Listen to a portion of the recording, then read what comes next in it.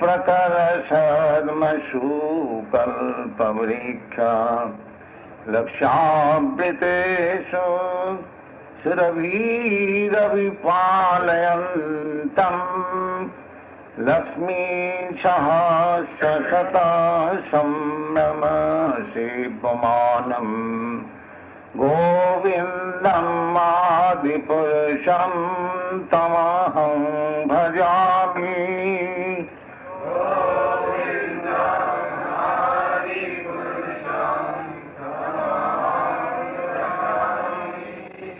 गोविन्दम् आदिपुरुषं तमहं भजामि।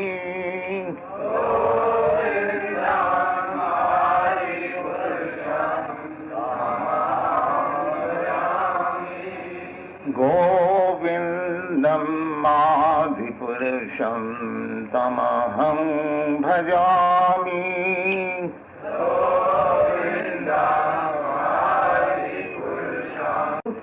Vedesu dullabhayati, but Mamet, but the Lord has, and what kind of birth he accepts.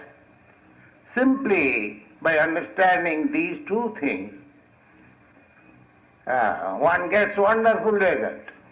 What is that? Tattadeham. By quitting this body, tattadeham punarjanmanaiti, he does not take any more birth in this material world. Tattadeham punarjanmanaiti. Some of us may think that punarjanmanaiti means he becomes vanquished. No, punarjanmanaiti, but Mamet, he does not come to this material world, but he comes to me, Mami. Mameti means then the Supreme Personality of Godhead has got his place, abode, where we can go simply by understanding the nature of his appearance and activities. So, today is that auspicious day, Janmashtami, when Lord Krishna appeared 5,000 years ago in India, Mathura. Those who are Indian ladies and gentlemen present, they know very well where is Mathura. It is about 90 miles south of New Delhi. The Mathura is still existing and it is eternally existing. The Krishna appeared in Mathura in his maternal uncle's house in a very precarious condition. That birthplace, Lord Krishna's birthplace, is now maintained very nicely. One who goes to India, they see. So anyway, Lord Krishna appeared on this planet 5,000 years ago. Now, Krishna says, Janma karma me divyam. Divyam means not ordinary. It should not be understood just like we take our birth. Krishna does not take his birth like us. That is also explained in the Bhagavad Gita. When Arjuna inquired from Krishna, "My dear Krishna, you are speaking that formerly you spoke this yoga system of Bhagavad Gita to the sun god. That means it is millions and trillions years ago you spoke. How can I believe it? Because Krishna was contemporary to Arjuna, so he was thinking that Krishna is my friend, is my cousin, brother. How it is possible that he spoke this Bhagavad Gita yoga to sun god? So what was the reply? The reply was this, that you also appeared many, many times, I also appeared many, many times. The difference is that I can remember, you cannot remember. That is the difference between God and ordinary living creature. That we are also taking birth after birth. There are 8,400,000 species of life, and so long we are in this material world, we are cycling around this birth after birth. So Krishna's birth is not like that. Therefore Krishna says, Janma karma me divyam, jujanati tattata. Tattata means in truth, not superficially, scientifically. One who knows, he can get immediately liberation. And how one can understand the same truth, that is also explained in the Bhagavad Gita. Bhaktya mam abhijanati javan jaschami tattat. Again, the same thing, tattata, in truth.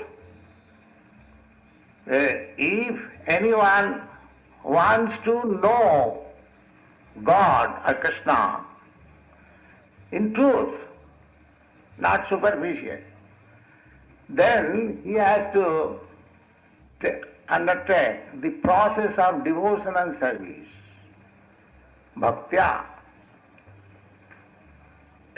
In another place, Krishna says, patram pushpam phalam toyam jumi bhaktya prajachyati.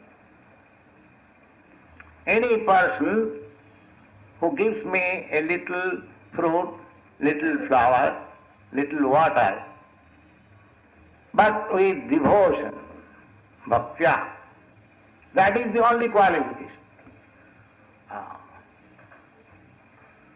Krishna says, taya bhaktya upuritam asnami, because he brings it with devotion and faith and love.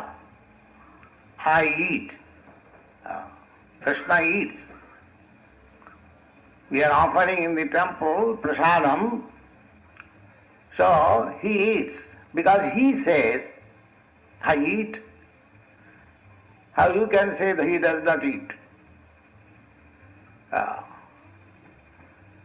Some gentleman who asked me that Swamiji, you offer prasadam in the temple, but do you think Krishna or God eats? I answered, yes, why not? He says, I eat. How you can say he does not eat? But you do not know how he eats. Due to poor fund of knowledge, you think that God does not eat. But his eating process is different. That is answered in the Brahma Samhita. Brahma Samhita, it is said, Angani yassa sakalendriya vittimanti.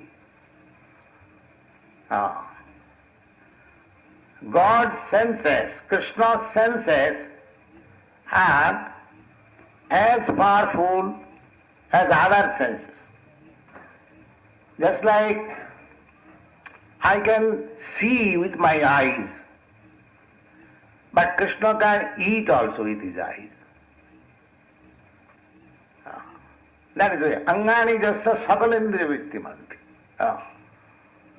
Just like there is many examples. Krishna or Vishnu, the first creation is that Garbhosai Vishnu lying on the ocean, and Brahma was created from his navel. There was a lotus stem grown from the abdomen of the Lord, and Brahma was born. Now Lakshmi, the goddess of fortune, was just sitting. But as we understand that if we beget child, we require the cooperation of wife. But here we see that wife was sitting, but he begot Brahma from the navel. This is called Sarvashaktiman. He does not require anyone's help. He can beget child, not exactly as we beget child. Therefore, Janmashtami me divyam.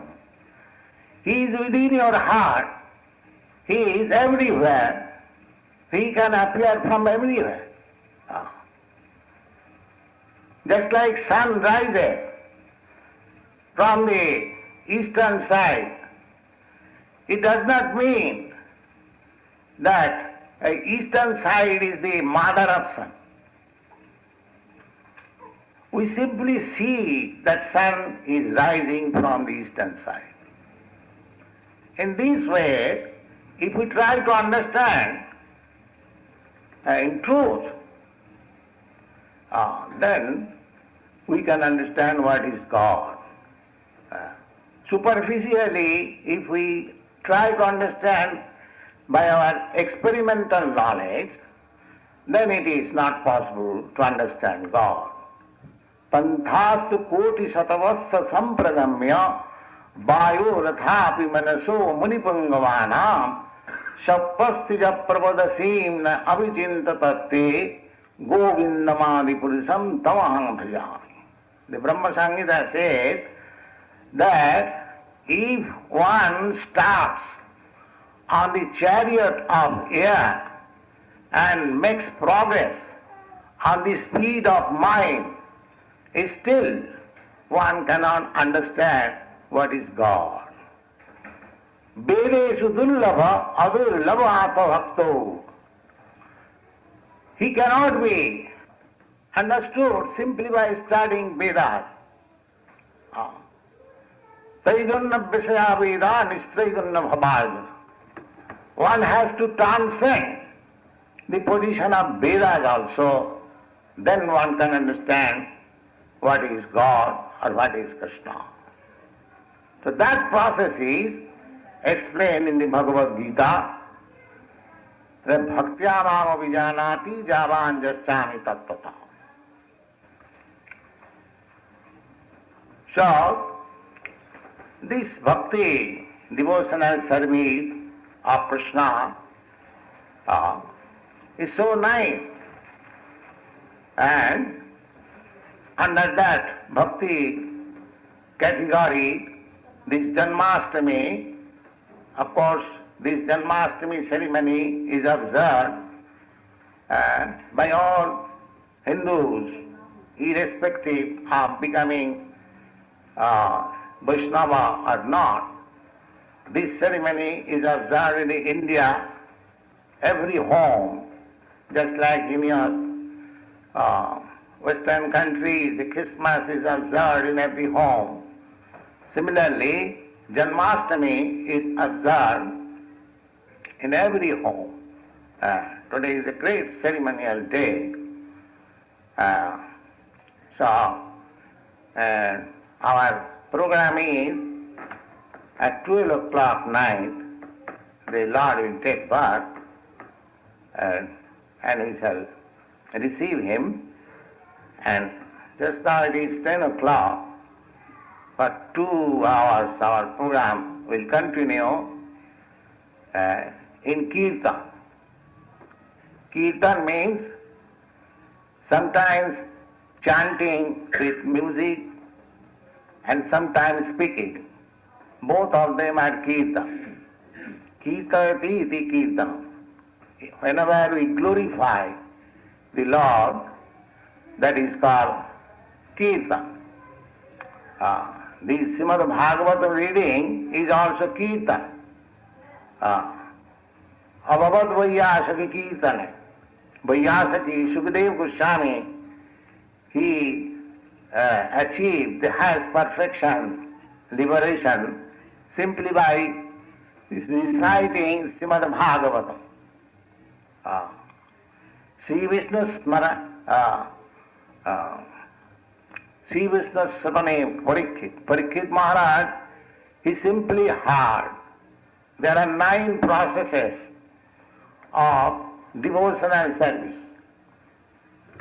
Savanam Kirtanam Vishnu Smaranam Padasevanam. Chanting, hearing, first hearing, then chant. Without hearing, nobody can chant. Savanam Kirtanam, and what sort of Savanam Kirtanam? Vishnu, of Vishnu, not anything else. Savanam Kirtanam Vishnu Smaranam Padasevanam Archanam Bandhanam Dasyam Sakham Atmanivedanam.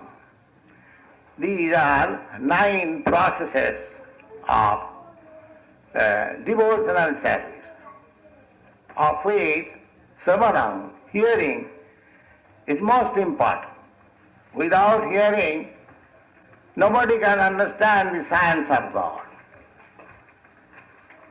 Therefore, the Vedic mantras are called Shruti. Shruti means it is to be heard. It is not to be experimented in the laboratory. It is simply to be heard. Therefore it is called Shruti.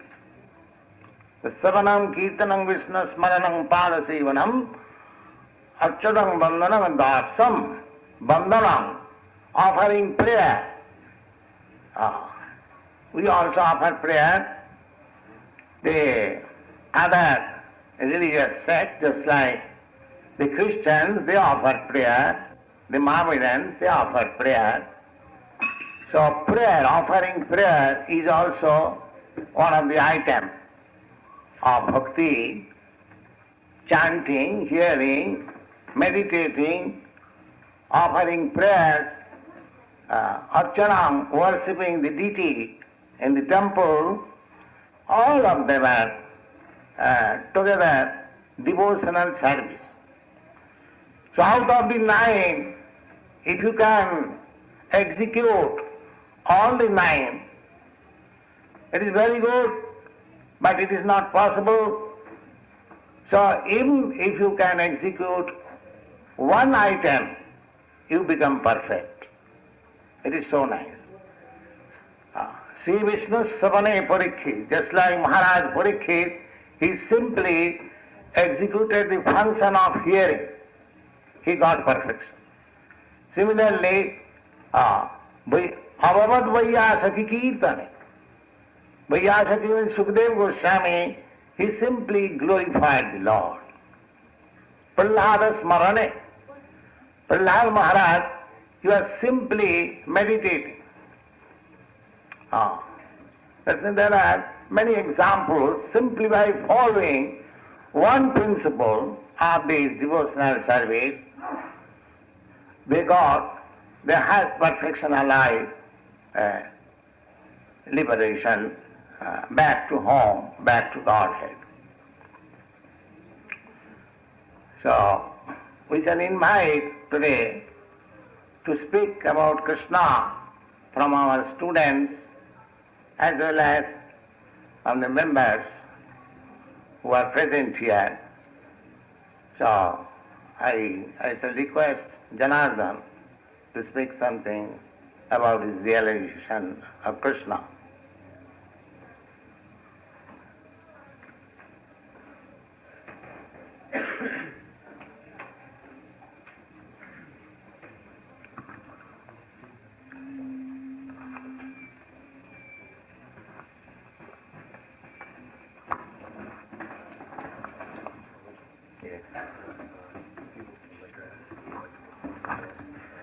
All right, let him speak.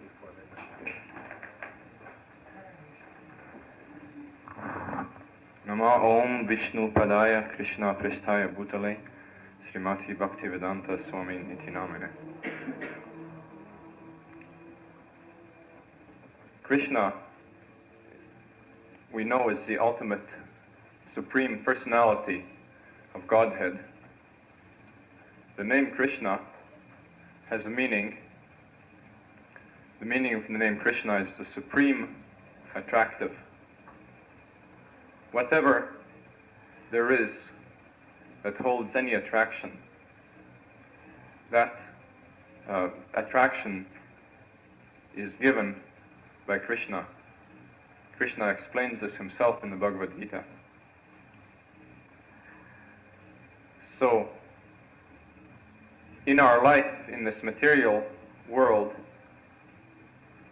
we have so many different attractions that we are pursuing in order to build what we think will be our happiness. All this attraction is the attraction of Krishna's inferior energy.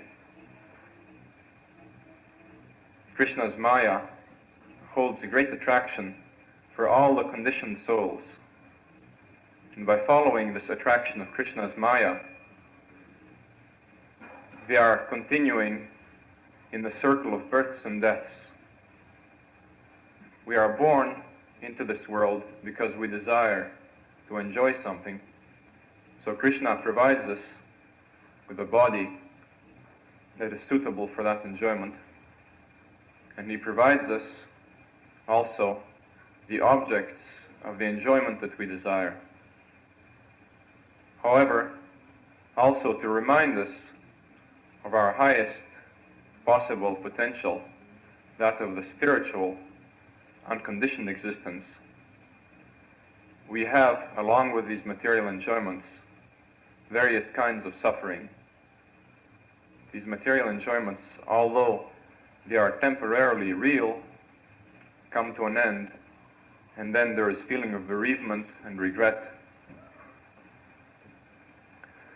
So, we are now enjoying the Maya of Krishna's external potency in our ordinary life, unless we realize the personality of Krishna himself. We must have personal realization, personal contact with Lord Krishna. So long as we are enjoying these objects of our senses and thinking that these objects belong to us, and so long as we don't know to whom all these objects belong, to whom belongs the land, the money, the food that we eat, the clothes that we wear, our families, so long as we do not know to whom all these belong, then we are enjoying in a state of ignorance. Factually, we are being thieves. We cannot be happy in such a condition. Krishna is very kind. He provides us with all these objects of enjoyment as we like them. But we could achieve a far happier state, not only for ourselves, but for the whole humankind, if we realized that Krishna, who is the supreme source of all the attractive objects that we are enjoying is a person who is ready to receive us as his loving servants the moment we want to surrender all our false ideas of ownership and come back to the spiritual platform. So Lord Krishna, for this reason, has appeared. He wants to call the conditioned souls back to Godhead. He wants us to realize that He is the source of the whole universe. He is the owner of the universe. He is the supreme enjoyer, the supreme knower of everything. And that we are always welcome to associate with Him by the grace of His devotees, by the grace of the spiritual master. And so He has appeared, and we are now celebrating the Janmashtami day, the day when Lord Krishna came to this conditioned plane out of His own transcendental power, with His full spiritual potency, in order to reveal His supreme nature of Satchit Ananda Vigraha, eternal knowledge, consciousness, and bliss, to all the conditioned souls, so that they might be attracted to Him, and so that they might come out of the miseries of material existence and of ignorance. At this particular time in the world, it is very much necessary that all people hear about Krishna, and that they should become attracted to chanting the name of Krishna, to hearing about Krishna's wonderful pastimes, so that by this exquisite attraction for Krishna, they might forget their lower desires, which are now leading everybody to a hellish condition of life, in which it seems inevitable there are going to be wars and pestilences and starvation, diseases, all kinds of social injustice. All these things are unavoidable so long as the world at large does not understand who owns everything, who owns the land, who owns the money, who owns the food. So long as they don't understand that Krishna is the owner, enjoyer, and enjoyer of everything, so long as they don't understand that it is the highest enjoyment for the living soul to serve Krishna, it is a perfect harmony of his condition to serve Krishna, so long they will be fighting due to ignorant and deluded cross purposes. This International Society for Krishna Consciousness movement is meant for spreading the Krishna consciousness to the whole world, so that people might realize their spiritual existence, and so that the whole atmosphere of the world could become spiritualized with chanting the names of Krishna. So we welcome everybody who comes to this temple to inquire about how to make your life perfect by tuning in to the desires of the Supreme Lord Krishna. You'll find that this is such a pleasant proposition that all insignificant lower desires will be forgotten. There will not be any need for unnecessary fighting among the people of the world if they can only understand the spiritual plane of Krishna consciousness. The way to realize Krishna consciousness is very simple. Simply chant Hare Krishna, Krishna Krishna, Hare Hare, Hare Rama, Rama Rama, Hare Hare. Chant this Mahamantra under the guidance of the spiritual master, and the results will be very quick. Thank you very much. Gaurasundar.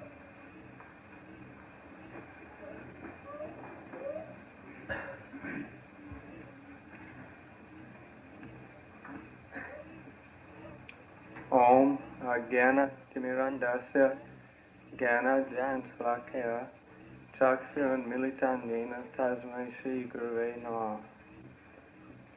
So this mantra is another form of obeisance to the spiritual master, and the meaning is that I, who is standing in darkness with my eyes sealed, now offer my obeisances unto my spiritual master, who has forced me to open my eyes. He's forced me to open my eyes with this torchlight of knowledge which he's bearing. So, therefore, my spiritual master is my master. He can give me the actual knowledge of my position as an existing entity. And that perfection of understanding my position is understanding Krishna, or the supremely perfect entity.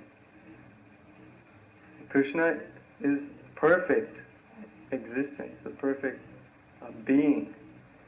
And as such, his existence is the greatest certainty of all.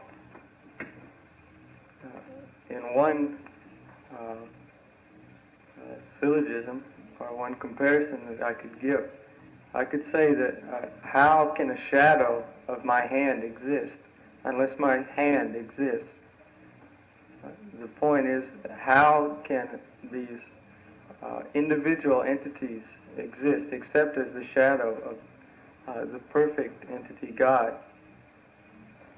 Of course, we can understand from the Bhagavad Gita or Vedic literatures that living entities are atomic particles of the Supreme Personality of Godhead, and as such they reflect the potencies of that Supreme Person. So because Krishna has personality, and because Krishna has individuality, we have individuality. Krishna's existence, because he's perfect, is the most certain. Imperfect existence has no meaning. Our existence has no meaning except as reference, in reference to Krishna's existence. We haven't even got the power to conserve our own existence. Or in other words, we can't understand how we're existing.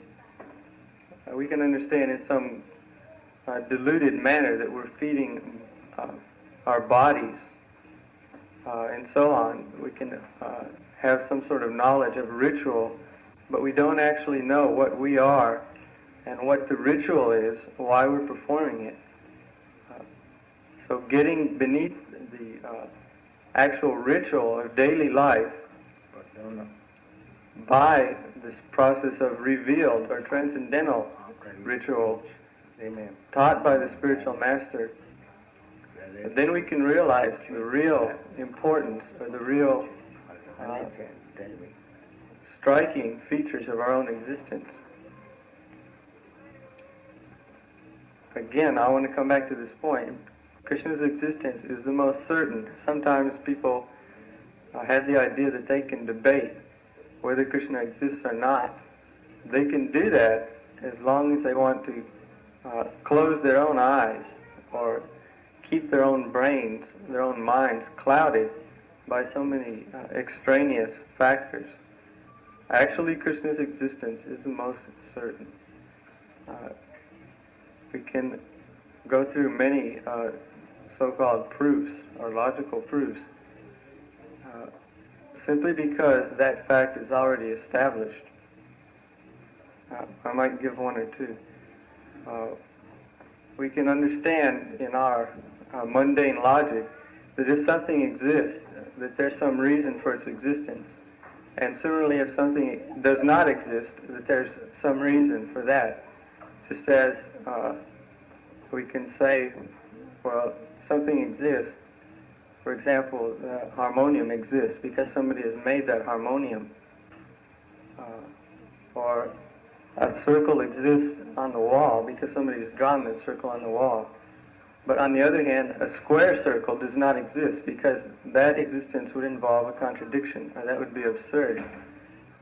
So, for anything which exists, there must be a reason. And for anything which does not exist, then there is a reason why it does not exist. Now, Krishna's existence, therefore, is most certain because any reason which could deny Krishna's existence is impossible to be found. Krishna means he is the all-inclusive entity. Therefore, any reason which could prevent Krishna's existence would have to be either external to his own divine nature or in his own nature.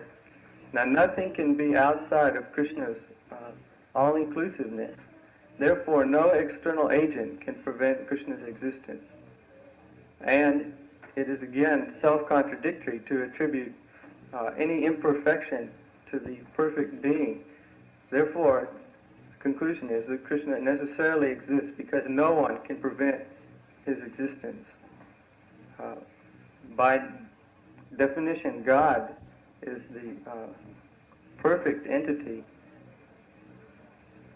So, just as we've seen, that existence of Krishna cannot be checked, and actually nobody can prove that Krishna does not exist, neither can they prevent him from existing.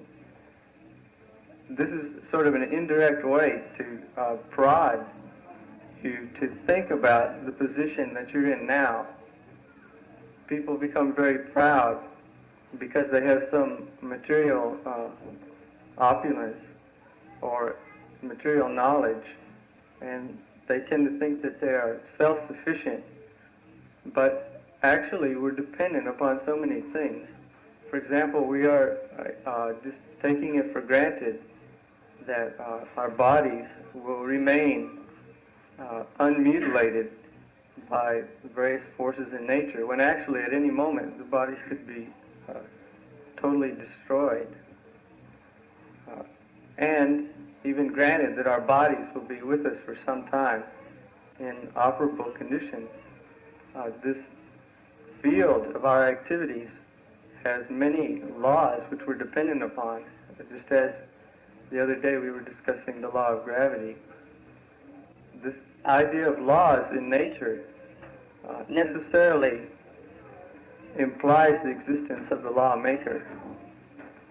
And this can be demonstrated very easily in many, many ways. We'll take the law of gravity again. If some object in nature which has no consciousness behaves in a regulated manner, then it's obvious that it's under the control of a law, if we call it a law. For example, if an apple drops from a tree, the apple is obeying the law of gravity. The apple does not know the law of gravity. Therefore, that law is being enforced by some superior entity. In our dealings in society, people know laws, still they don't obey them. They have to be forced to obey the laws, and still people disobey the law. But the laws of nature are so perfectly enforced that nobody can disobey. Just a little thought will make this a little bit more clear to anyone. So there are twofold implications, namely law proceeds from Lawmaker, law enforcement proceeds from law enforcer. Man has tried so hard to establish law and order. Law and order is already there in this existence which he's now facing. I think that we don't need to consider any more on these points just now. The main point, or the main information which we're considering now, is that by understanding Krishna's existence, understanding Krishna's appearance before the perception of ourselves, that we can terminate this material existence which we now face. This life we're now conscious of through these bodies which were born. Now these bodies were very small, and they've developed to impressive size. The bodies will dwindle and the bodies will be gone, ultimately lost. But all these living entities here in the room will go on existing. This process of birth and death we should understand, and we should especially understand how Krishna appears before us who are trapped by birth and death. If we understand that Krishna's appearance is not like ours, because he's perfect and because simply he's appearing for our benefit, then we may be able to reach out and grab hold of the lifeline that can of our own suicidal bogs. So anyway, everybody has been coming here knows that we're recommending simply associate with us, chant with us, and listen to the teachings of our spiritual master. Put questions to us, any questions. And at this point, I'd also like to invite questions. Is there any questions? Let him. Mukunda. Mukunda probably speak.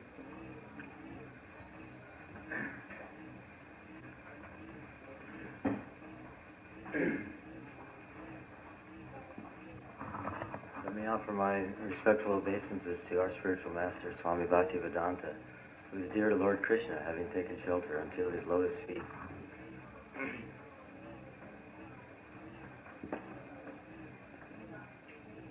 The Krishna consciousness movement is intended to make a solution to our everyday problems. It's not a kind of place where people just come because there's some religious rites being performed. But everyone in this age is thinking that I am free, and actually I am not free. I am very bound up, very strictly bound up by the stringent laws of nature.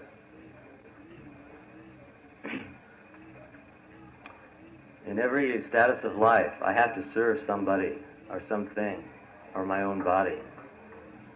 In every status of life, I have to serve my wife, or I have to serve my children, I have to serve my pet, I have to serve my work, my boss, my associates. If I'm very wealthy, very elevated, or very beautiful physically, if I'm born in an aristocratic family, I always have to serve somebody. If nothing else, one has to serve one's own stomach. I have to eat. I have to get food. I have to serve my stomach. So I'm not free at all. I have to do these things. There's no way I can stop. If I don't eat, I'll die. So our natural position as a living entity is that we have to serve something. Every living entity has to serve. That's our natural position. If something is wrong with my hand and I want to be cured, I don't grab onto some foodstuffs or some medicine, some herbs, and squeeze it with the hand and think that this hand is going to be cured. I take the medicine or the food through my mouth, and then it circulates through the digestive system and through the veins, and finally comes to the hand, and it can work its cure. So the hand, unless it's serving its source, then it's useless. The servant must serve its master, or the part must serve the whole. And our relationship with God is the same. Just like the hand is made out of bile, blood, and air, flesh and bone, as all the body is, so similarly we're made out of spirit. Qualitatively the same as Krishna, but quantitatively many millions of times less. Qualitatively the same and quantitatively different, a fragmental portion. So if we fragmental portions, separated parts and parcels, can serve the source or the whole, then we can be cured of this material disease, which is rampant nowadays. And this is possible only by mercy. By mercy alone, we can transcend this material existence and know that I am part and parcel of the Supreme, Krishna, or God, and I can erase all of my karma and situate myself in pure consciousness. But this consciousness cannot be purified unless there is mercy. And in this age, Kali Yuga, as we know, mercy is diminished to being almost non-existent. And Kali Yuga is just beginning. So, if we can get some information about what I am, what is my position, and what is God, and how am I related to God, what is this world, then we're very fortunate. So by the mercy of the spiritual master, we can free ourselves from these stringent laws of nature and these unbreakable bonds. And only in this way. We can't free ourselves superficially or by our own mental invention. We can't just go out and sit and think and free ourselves from this material existence. We must be subject to our own bodily discomforts, and our own mind. And we must be subject to the actions upon us of other living entities. And we must be subject to the laws of nature, to providence, to pestilence, famine, catastrophe. But if we can accept and hear submissively this teaching of Srimad Bhagavatam and Bhagavad Gita from the bona fide spiritual master, then we are freed. Immediately, we are in Vaikuntha. So we're very shocked and astonished that so many people are coming to the West, to the United States, and posing as holy men and simply making business, charging money, and giving somebody some magical formula whereby they can become God in half of a year. And so many people who are sincere seekers are being deluded, and this is very unfortunate. There's said to be two classes of men. One class of men is satisfied with his existence. He goes from one pleasure to another, from the cinema to the restaurant, to sports, from one to the other. I can't wait to finish one, to go to the next. And still he's saying that I'm happy, I'm satisfied. And there's another class of men that is not satisfied. These men are searching, that there is always something on his mind. He's thinking, there must be something behind all of this, that I can look at all of this as a unified whole. So this first class of men will not want to take to spiritual knowledge. But the person who is inquisitive and is not satisfied with this material life, he can hear this knowledge submissively and derive great benefit from it. The symptom of a human being is that he is not satisfied. He's disgusted. He's searching. The symptom of animal life is that he is satisfied, taking everything. That's very nice. Everything is fine.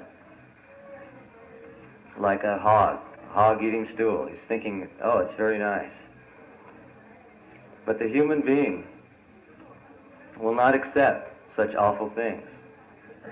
The human being has the chance to get out of this shackle of continued, repeated births and deaths. So simply by hearing the message of Srimad Bhagavatam and Bhagavad Gita and the names of Krishna diligently, submissively, and from the bona fide source, we can immediately get some relief from this material existence. Just like when we were chanting here, you could feel some ecstasy. Well, this ecstasy grows unlimitedly and infinitely, eternally, if one takes to it. It's not as if you reach some point of enlightenment and then you're enlightened. No. But it's always eternal, ever increasing. Just like the relationship between ourselves and our spiritual master is eternal and ever increasing. Our relationship with God is the same.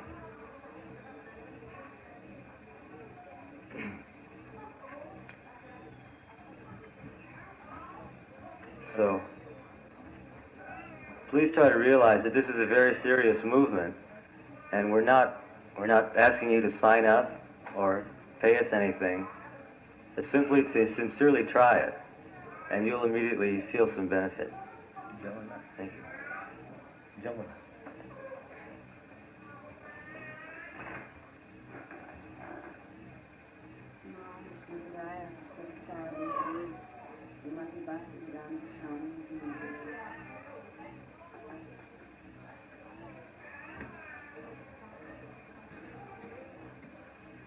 I am offering my repeated humble obeisances unto my spiritual preceptor, A.C. Bhaktivedanta Swami. Please try to understand that everything that we are learning here in Krishna consciousness is received through the ears. And unless one does not listen submissively, one cannot hear transcendental message. This is the opening of the Srimad Bhagavatam.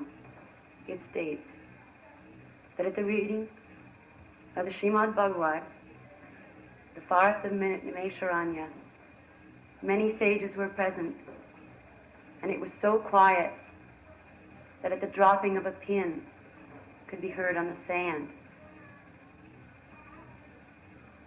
So the science of Krishna consciousness must be received submissively.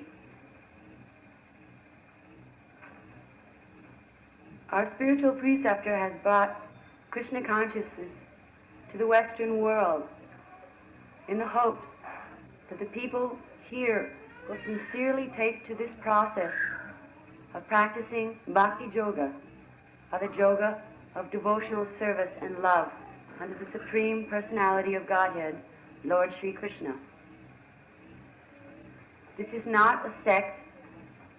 This is for peoples of the world who understand one premise, that I am not this body, I am pure spirit soul. That this body is simply a dress, just like you wear clothes. But what is it that keeps you alive, that is eternal? This is spirit soul. This is so simple that even a child at the age of 5 years can understand this. If it's from a bona fide source, he can understand this. We are requesting to you that you please come to the classes of the Bhagavad. Come to Kirtan. By chanting Hare Krishna, Krishna Krishna, Hare Hare, Hare Rama, Rama Rama, Hare Hare. You at once are elevated into the spiritual platform, and our contaminated material senses may become purified simply because of this association of the names of God. These names are absolute. They are not material. If you chant water, water, water, water, your thirst will not be quenched.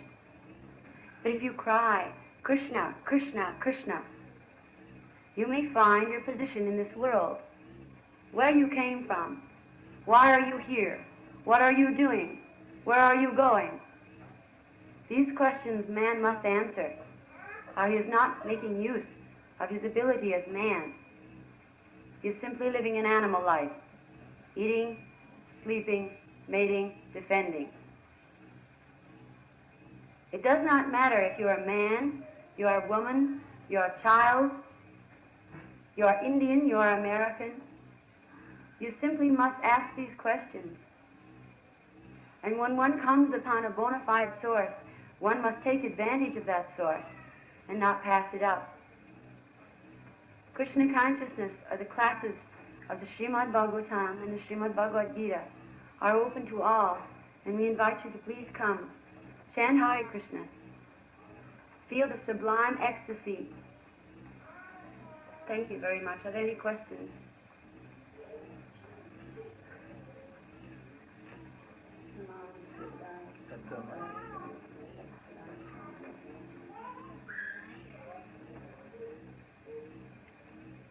So, you can speak.